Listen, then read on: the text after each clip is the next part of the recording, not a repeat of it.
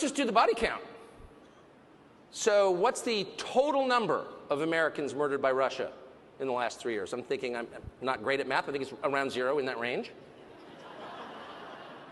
I don't know any.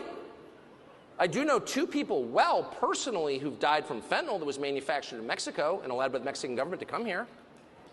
So on the question of Russia, if you begin the conversation with this is an evil country that has hurt America and we have to go to war with them, well then there's kind of no debate about it, is there? I mean, no one would defend Nazi Germany.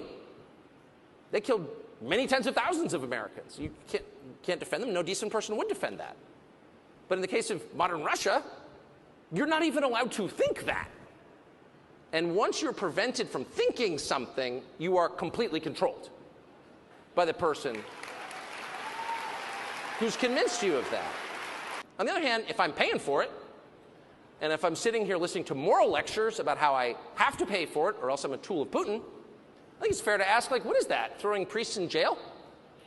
And so I asked a self-appointed Christian leader about that, and I said, what do you think, as someone who's spent his life advocating for religious freedom, about raiding nunneries and throwing priests in jail? And he said with a straight face, well, they had the wrong views. Okay, I'm sorry, I didn't realize what the boundaries were.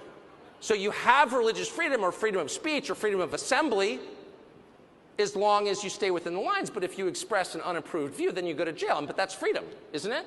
You do exactly what I tell you to do, or else I imprison you.